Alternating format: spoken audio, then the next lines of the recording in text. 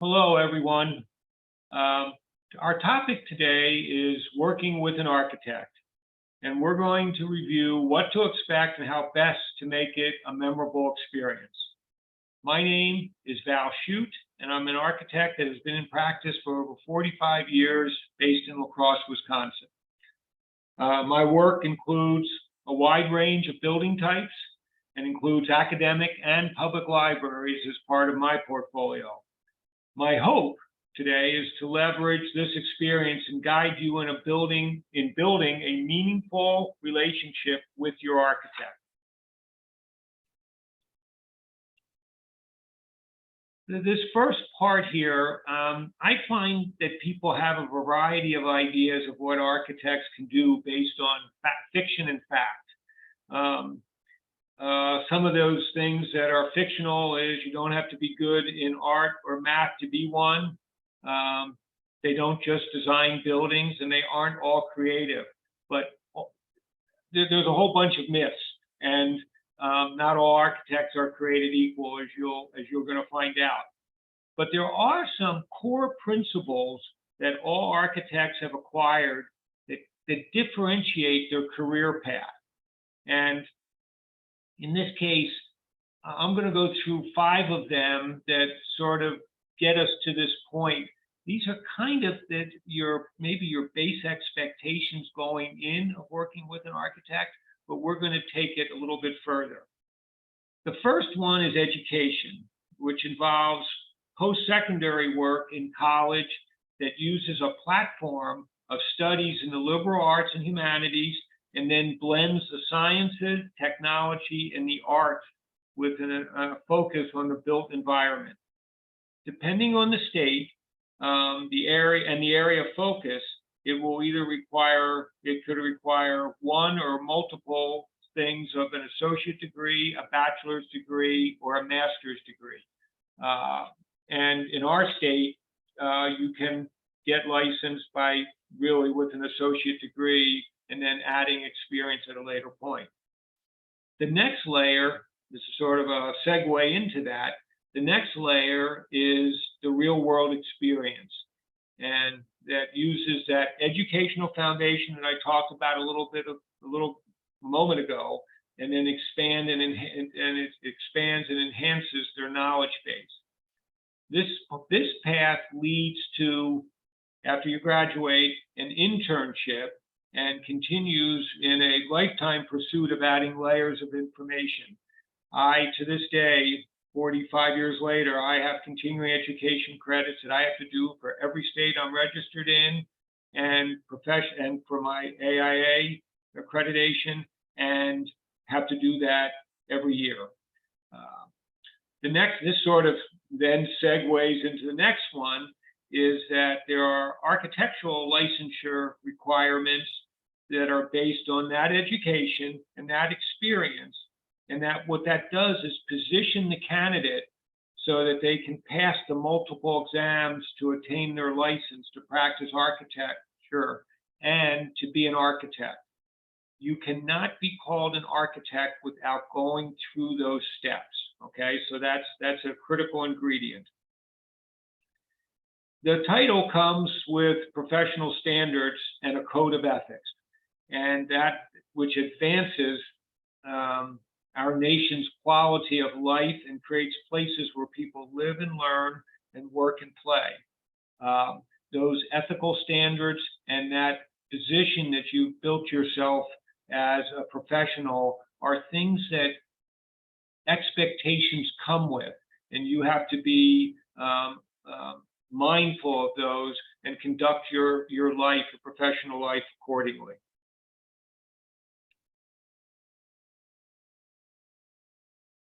As we move from those core ingredients of what an architect has, or what they all have, I want to take you into what differentiates your architect that you may select to work with. I'm going to work on the assumption that all architects have those professional core principles that I talked about earlier. But there are additional characteristics that they pursue in their careers that differentiate them from their peers.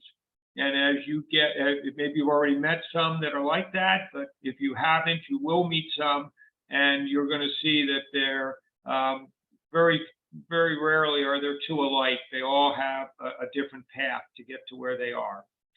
I'm just going to share a few of these that I've noticed in my career.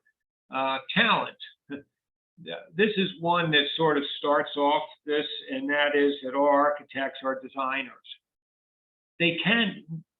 They're not all of them either want to be or can be designers, but some also have a technical side or a way things are put together. And both of those are paths that they may take. So I purposely wrote this as an and/or. You can be a designer and a technician, or you can be one or the other. But usually you're one or the other. Someone has to check one of these boxes, in my opinion. Another one is your experience. Although growing up, I came from a world of general practitioners with doctors, and there was one doctor that I went to, and as a child, and that has certainly changed in my life with specialists. Well, architects are, in some respects, similar in that there are still some generalists in smaller practices, but the idea of becoming a specialist in a certain building type or a kind of building or a size of building or a budget are all part of this. So you want to sort that out and how that fits with what you're looking for. The another one is this whole process of how you do your work. I find that some are individualists and you come to them and they'll show you how it's done. And there are some that are collaborators, a team. And I think it comes out in their explanation of how they work, and you will certainly see it in the beginning. But it is a question that you want to ask and align with what your needs and what your expectations are. But this idea of being an individualist versus a collaborator, I specifically did not say and or here, because I think they're usually one or the other. I guess there's times where you can bring one into play and put the other behind it, but make it subordinate.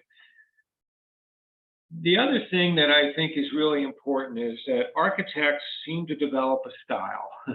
And that style is actually tied to the things I talked about in process, experience, and talent. But that style, I see them as they can be leaders.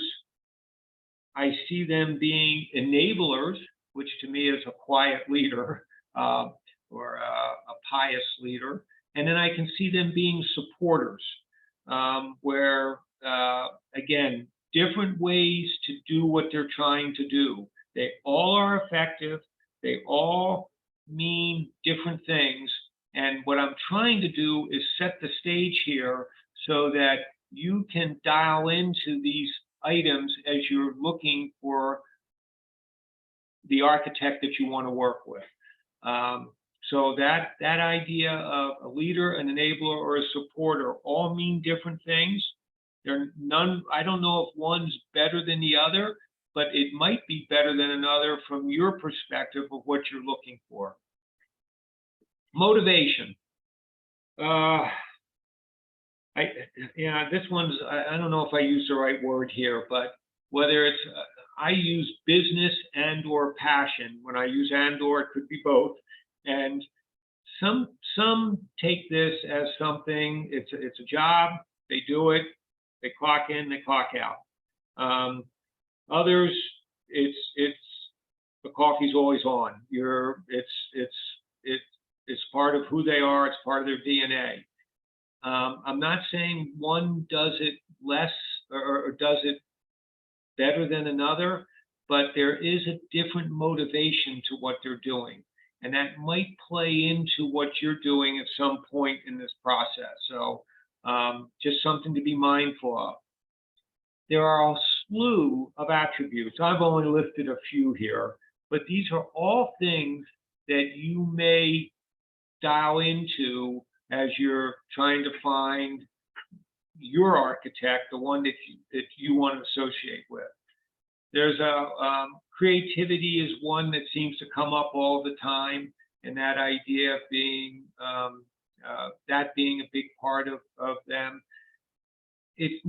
I would ask if it is creativity to expand that idea of it and not just to think of it as a different design, but it could be creativity in how they conduct their meetings, creativity in how they record the meeting notes, creativity in how they design your building.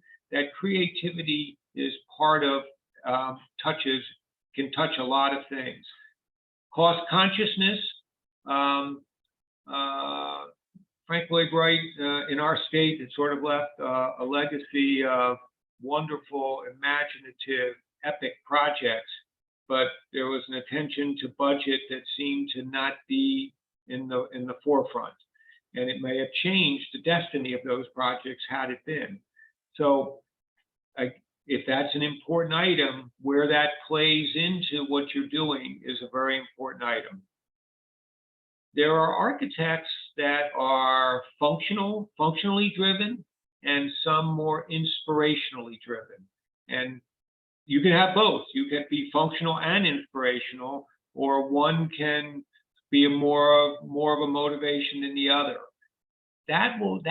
You'll want to ask questions that helps that emerge if you're looking for one or the other or both. So it's just giving you a reminder that this is something that's an attribute that you can dial in or dial out. The idea of communication and being communicative, boy, that can go in a lot of ways. The trifecta is when you can do it in images, do it in writing, and talking. I guess in images would be the presentation part. What I find is that not everybody in communication, there's sometimes steps that are left out in the process. And some could be a good talker, good communicator, but may not be listening.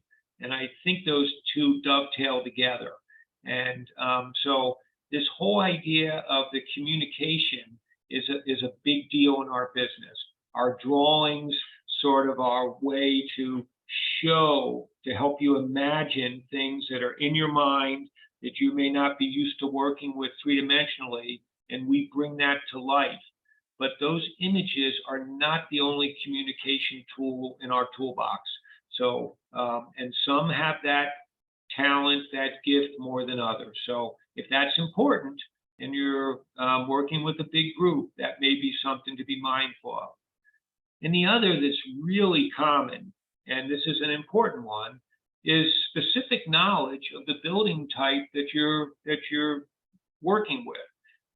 If it's a library, do they have public or academic library experience? And have they done many of these? Have they been successful? Have they been used for a number of years so people can kick the tires and sort of get a feel for a test drive with them? But that idea of specific knowledge is another attribute that can be something that's a differentiator. I think that there's things, I'm calling them intangibles, that you sense, that it may be hard to put into words. Sometimes they're aspirational, sometimes they're feelings, more emotional, and how people use them. One of them is leveraging lessons learned. That item is, you remember in the beginning, we talked about how architect's career, the experience never stops. It's continual. It's 24/7, 365, always there. How do you use that each time you're on a new project?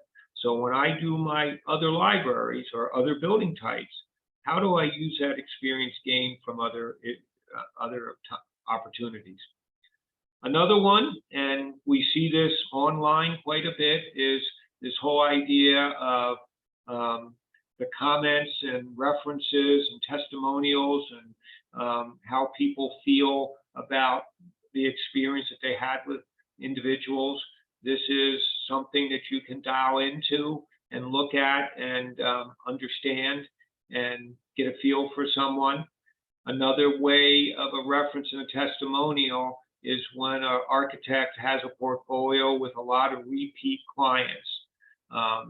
Sometimes that is an indicator that satisfaction, and if it's a repeat client that does a lot of buildings versus a person that's only doing one project in their lifetime, is sometimes can be helpful. I bring up this issue of passion driven. I will say that with passion, sometimes that bridges gaps that need to be bridged. And the idea of someone, we're not here, we're closed for business, get back to you. This idea of this connection is sometimes something that you may want to leverage and use. And then the last intangible, and frankly, there are probably more. I tried to call a bunch of these and put them up here, but if this was a sharing opportunity, I'm sure you would have more.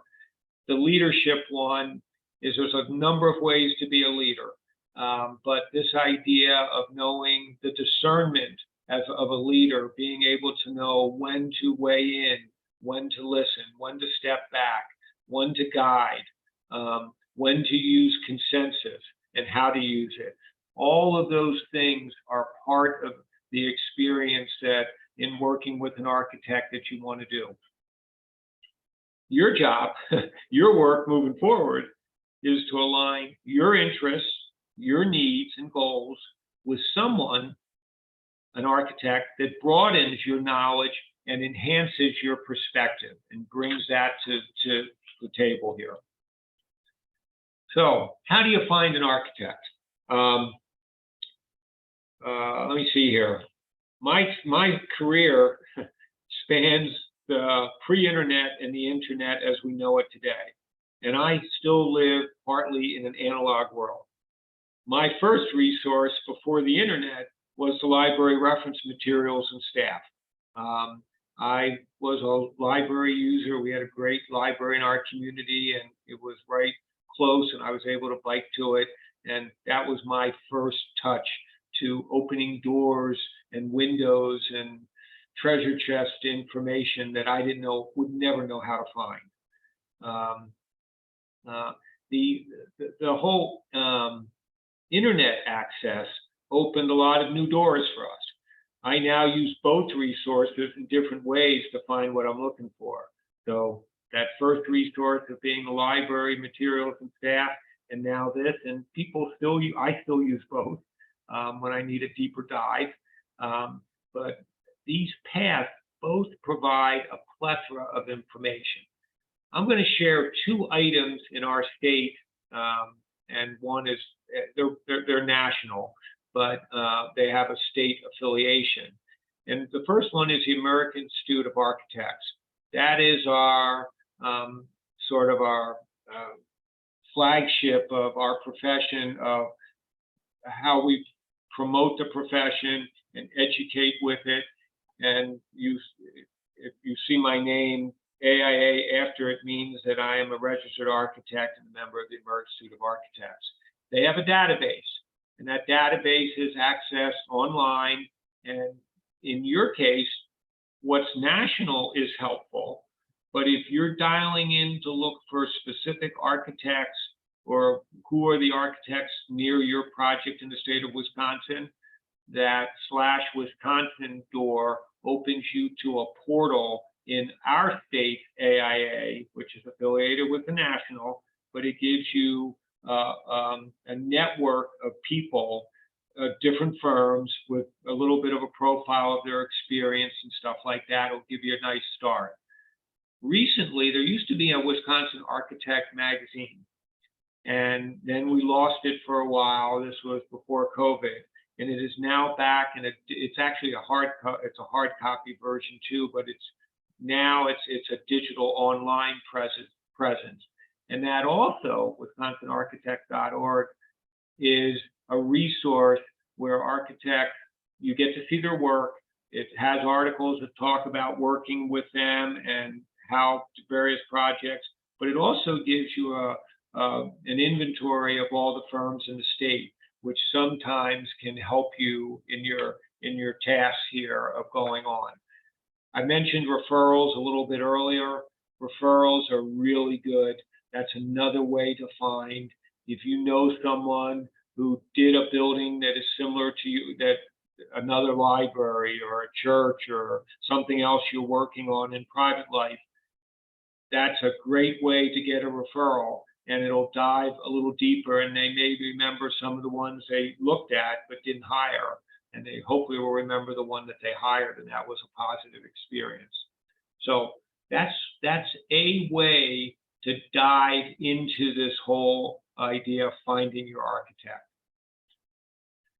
What I'd like to move to is, what do you do with this data? Now that you found them and you got all of this information, what do you do with it? My suggestion first is to step back. I'm going to ask you to take a breath and reground yourself in your pursuit and focus really on your project needs, because this person, and maybe that's the firm that they're associated with, is who is going to help you do the challenge that's in front of you with your project. So I really want the lens to be on you and your work, and being able to understand that so that you can articulate it. And this is a part that you know very well. So we're not doing anything, you're not going into the unknown here. This is something that you should feel comfortable doing. The new part of this territory is finding that architect that will collaborate with you and the rest of your team and deliver your vision. So what I'm going to do is try and go through a couple of items here, a few items that might help you get a better grounding in this. First off, I'm going to ask you to realize that each project is unique. There is no one size fits all. I will tell you, my career is marked by numerous times of, well, you do enough of these. Isn't there like a common denominator? Can't you just answer that question of what this costs? I learned a long time ago, that's dangerous. That's a slippery slope, and it's not something that you really want to go down. And if you do, be very careful. One of the things that you are about to embark on with your project is a project delivery process. And that process started with you thinking of it as a vision of what you want to do, but not knowing quite how to get there, but knowing what you're trying. You sort of know the beginning of an idea and you know what you want, but that process in the middle is maybe unfamiliar territory. Let me just share with you that it is a journey.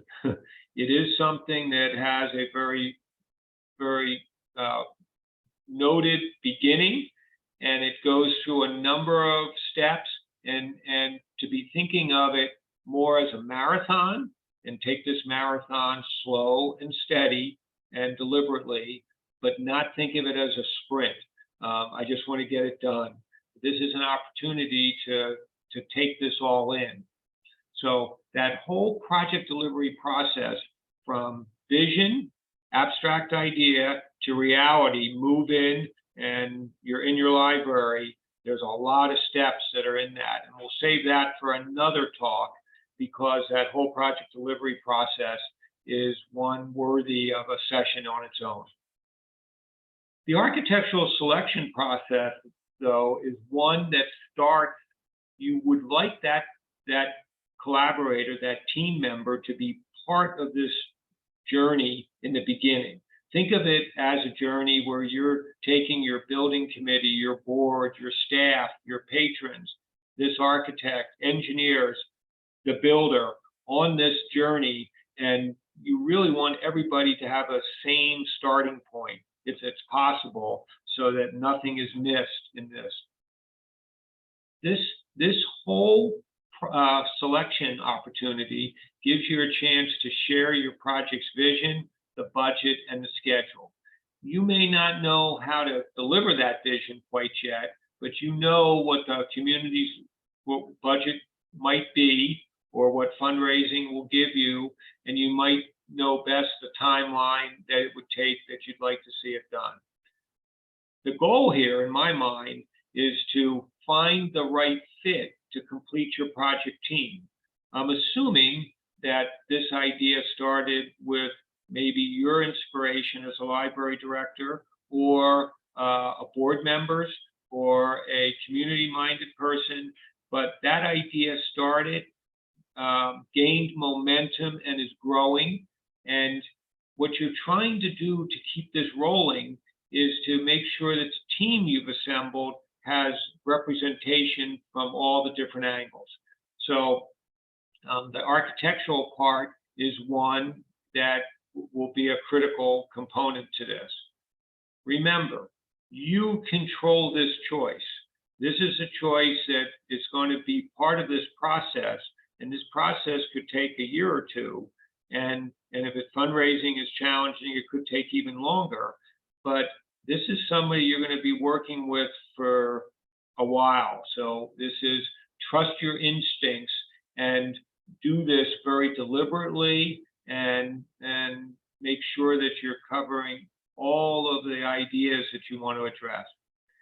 One way to do this is through an interview process.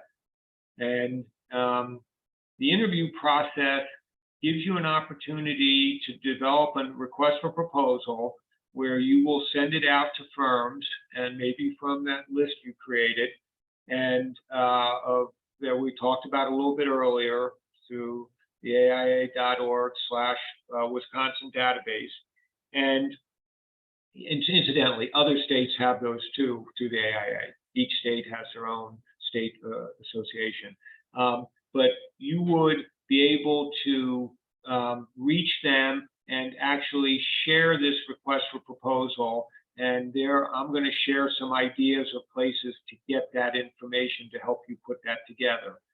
But the goal here is, one of the first parts of this, and it really tests your architect's listening skills, is you want to share your project story, your expectations, your thoughts, your vision, your dreams, your hopes, and get that story out there.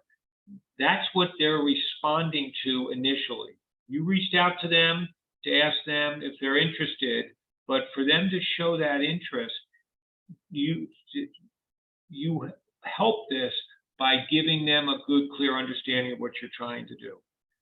I would ask you in the beginning to cast a wide net, make the list big, and cover all your bases, and then develop a short list using a fishing term. Find the keepers and interview the ones that are the ones that you're most interested based on your research. The wide net cast is more one to make sure that you've looked at as many people, many persons and firms as you can, but then to zero in and find the ones that you want to know more about first. You can add them later, but at least see what that short list gives you. The goal here is you're looking for the ideal one to work with and move forward with your project. And that's something that, again, it's all in your control. And part of it is how this interaction goes, and what you learn about them and how you feel about that. There is a proposal process that is now used nationally, but it originated in the state of Wisconsin, and it's called QBS, stands for Qualification-Based Selection. And the idea to this was architects were being hired based on price, and then more on price than anything, but sometimes qualifications, but price was the driving influence. And the idea was to get back to more of who is the best person to do the job. And price is a component, but it's not the only component in that decision-making process. And when you go into the national database, AIA database and the state database, you're going to see that QBS is now nationwide, and it is part of what's going on. It's not the only process, but I will say, if nothing else, it's a process that gives you something to get your feet wet as far as what's involved here. And without doing laps with it, you can at least see if this is something that's worthwhile, and you can pick and choose from it. So QBS, keep that in mind if you would. I would ask you to, in this whole process, to aim high. Don't start with, we don't have enough money to do something. Go in, keep your dream alive. Don't let the process inform it. Don't sort of disable it too early. Just keep it alive. Don't compromise. Again, that's tied to that aim high. I would ask you also to be open-minded. Sometimes when you're so close to something, it's hard to let go and to let this happen. But open-mindedness doesn't mean you're going to change your mind. Another way to think of it is going to reinforce your original intentions, but sometimes it opens other things. And sometimes it takes thinking outside the box. You may have gotten into a way of thinking that maybe by stepping out of it and looking back at it, it might inform this. This word validate is checking on stuff. Just because it's in writing doesn't always mean it's true. And this idea of going back and cross-checking and making sure you heard something right, this validation, I know you can't do it on everything, but again, trust your instincts, and I would ask you to validate whatever you can. There's that check references again, and checking references. We give people references as we respond to requests for proposals. We call those RFPs. And I am amazed at how many times references, even though we make the short list, they were never contacted. Now, I get it that not everybody has time to do that, but sometimes a committee can break up and one person take 2 or 3 references and try and just do that. But it's an amazing resource, but it just doesn't seem to be tapped as much as I would have thought. And then finally, the communication one. Remember, in the communication, this idea of, to me, it's in this case, I want to make sure that people are listening, and I want to make sure the information is transferred so that it's written and documented and online, or whatever way you share information. There are people on this journey that may not be with you every step on every stop on the journey, and it's up to them to get caught up. And that communication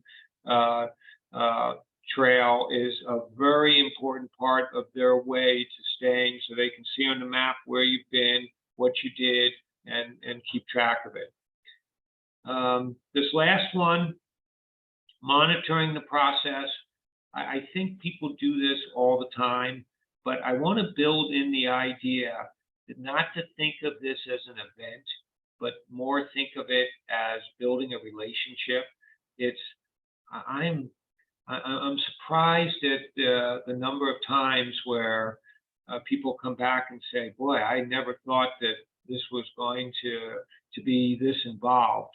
And not all the time does it have to be, but it is definitely not an event. This is something, at least in my experience, it has been an opportunity to build a relationship. So it's an important part of what's going on. Okay, this idea of meeting or exceeding expectations, I'm adding this because I will tell you that most of my project work is with committees, and I do that. That's by design. My choice, even after I graduated from architectural school, I've always wanted to collaborate and to be part of that and involve others in this work. And there's a synergy that sort of comes from that collaboration that's bred in it, that I just think that we're stronger together than separate. And so it's a big part of this. And so you're going to see it. I'm warning you of this because it's a lens that I look through. And although I try and take it away, I keep bringing it back. One of those is, and I'm repeating myself, this communication clarity is critical. I can't tell you how many times we had to go back and check meeting notes to make sure that someone said or did something, and it's not the only evidence trail, but and I can't say that it's perfect, but just there's a kind way to clarify that and still inform someone that, you know, this is really this is how this was recorded. How did you miss this, and how can we patch this up and move forward? So this communication clarity as it happens in the past, this has sort of all three tenses: past, present, and future. And it's an important ingredient, in my opinion, one of the most important. I feel that our role as architects, as part of a team, is to empower your decision-making. Some would say our role is to make the decisions. And I feel that our job is to help empower your decision-making. If asked, I have an opinion, and I will help you get your decision there.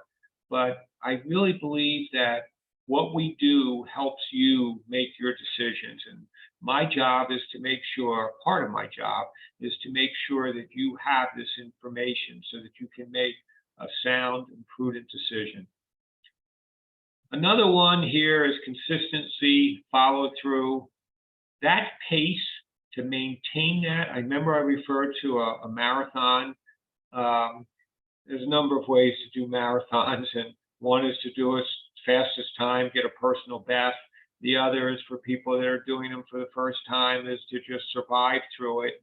But you do have to pace yourself through that 26.2 miles. And in this case, this idea of consistency, so that you can get to the finish line, so you don't spend all of your reserves, that's an important part. And also this idea of follow through. It's one thing to say you're going to do something. The final step is to make sure it gets done. Intent doesn't always, rarely delivers. It isn't the whole story. It isn't the whole journey. So to make sure that that gets done, and as honorable as intentions are, the final act to me is making sure that you follow through and deliver it. Resourcefulness. Boy, there's a lot of words to explain creativity. Resourcefulness is one that doesn't focus on the ideation process as much. To me, it more reverts to turning liabilities into assets. So it doesn't necessarily mean that your building might be an award-winning project, and it scored above its peers the year it was submitted. But it would show resourcefulness in its envelope integrity, so that there's no water penetration, its sustainability requirements, difficult site problems of slope, ADA, accessibility, inclusivity, resiliency, all of those things. I think that part of this is resourcefulness and turning those liabilities into assets. So that's an important part of this process. And it is one that, to me, moves it into the exceeding expectation rather than just meeting them. Ingenuity and imagination is part of what we do, thinking outside the box. As long as you don't get caught in the rationale that being different is better, this idea of imagination and ingenuity can surface in all kinds of ways. It doesn't just have to be what the building looks like. It could be any number of ways. Finding an imaginative solution for barrier-free access on a situation that you've inherited that you can't find a way to do it, to me, that's as successful as in a building winning an award. And maybe both would be the way to look at that. But this idea of ingenuity and imagination manifests itself throughout your project. And there are amazing opportunities to work with there to make that happen. I'm going to show I'm trying to be objective here and not play to favorites, but I am a collaborator, and this is a part to me that is I have a saying that I put together back in 1981 when I started my business, and that is joint authorship leads to joint ownership. And when we do projects that are community fundraised and they're not deep pockets and gifts, these are things that are washing cars and doing all kinds of things to put change in the jar to make it happen and bring it to fruition. This idea of stakeholders being involved and having ownership because of their involvement, to me, helps advance the project. There are all different kinds of ways to collaborate. And in my mind, these are sometimes differentiators and things that make a difference on a project of whether it succeeds or not. These are things that are a shorthand of my lessons learned from my experiences.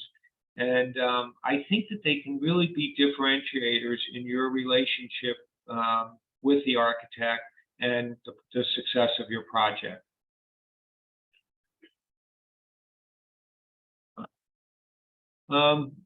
Boy, this opportunity to share my thoughts on working with an architect is very, very much appreciated.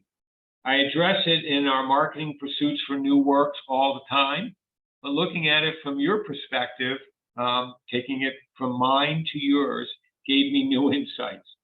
I sincerely hope that you learned something that will help you with your library project and build a lasting relationship with your architect. Thank you.